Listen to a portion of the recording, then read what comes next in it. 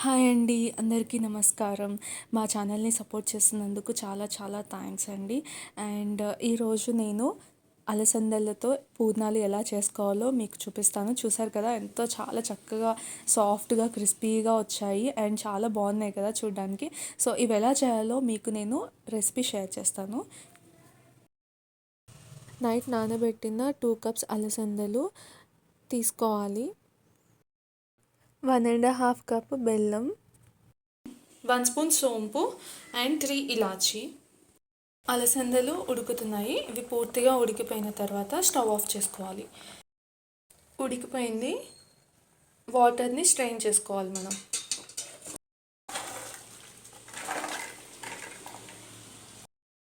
ఇవి కూల్ అయిపోయినాయి.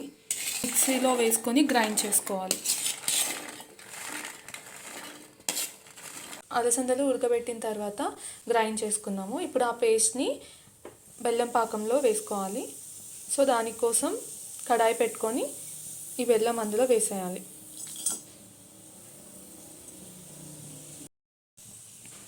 ఇందులో వాటర్ ఏం వేయాల్సిన పని లేదు.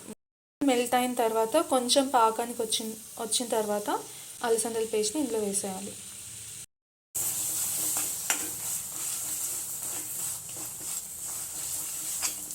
బెల్లం మెల్ట్ అయ్యేంత వరకు ఇలా తిప్పాలి. బెల్లం హాఫ్ మెల్ట్ అయింది. ఇంకొక 2 మినిట్స్ మొత్తం మెల్ట్ అయిపోతుంది. ఇందులో సోంపు వేస్తున్నాను జస్ట్ ఫ్లేవర్ కోసం. ఇలా ఉడికి కొంచెం బబుల్స్ వచ్చిన తర్వాత ఫ్లేవర్ కోసం ఎండు కొబ్బరి ఇలా తురిమి వేసుకోవాలి. ఈ పేస్ట్ని ఇందులో వేసేయాలి.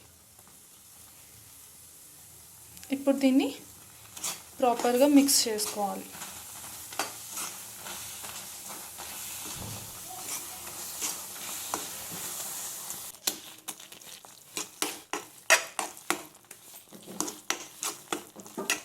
వేసేస్తున్నాము ఇలాచీ పౌడర్. 1 స్పూన్ నెయ్యి వేసుకుంటున్నాం. రెడీ అయిపోయింది. ఇలాచుకొని ఉండలు చేసుకొని ఆయిల్లో ఫ్రై చేసుకోవాలి. ఈ బ్యాటర్కి 1 కప్ మినపప్పు, 1 కప్ రైస్ 6 అవర్స్ నానబెట్టుకొని గ్రైండ్ చేసుకొని ఇలా ఇలా ఈ కన్సిస్టెన్సీతో గ్రైండ్ చేసుకోవాలి. ప్లేట్లోకి తీసుకొని లడ్డు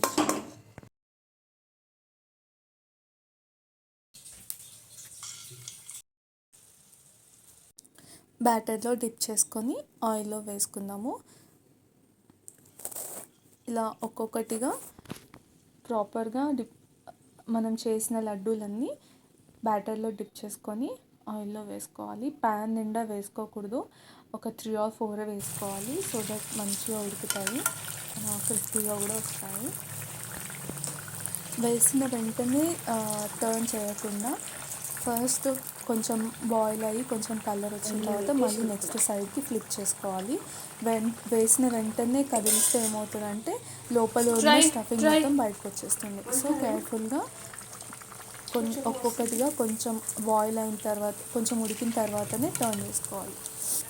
ఇలా మంచిగా కలర్లోకి వచ్చాయి కదా, మంచిగా గోల్డెన్ కలర్లో ఉన్నాయి. సో ఇప్పుడు మనం తీసేసుకొని ఇంకా మిగిలిన బ్యాటర్తో మిగిలిన లడ్డూస్ కూడా బ్యాటర్లో డిప్ చేసుకొని వేసుకున్నాం.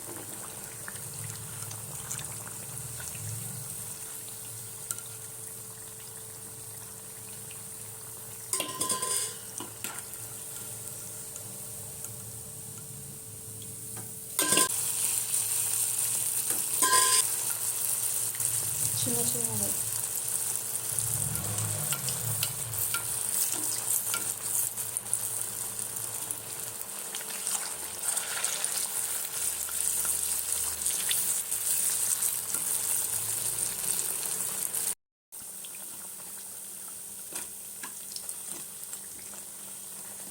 సో చూసారు కదా, ఇదన్నమాట రెసిపీ.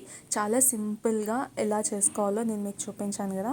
మీరు కూడా తప్పకుండా ట్రై చేయండి. ట్రై చేసి మీకు ఎలా అనిపించిందో చెప్పండి. బయట చాలా క్రిస్పీగా లోపల సాఫ్ట్గా ఉడికింది బ్యాటర్ అండ్ లోపల స్టఫింగ్ కూడా చాలా టేస్టీగా ఉంది. If you like the recipe please like, share and subscribe. Bye bye.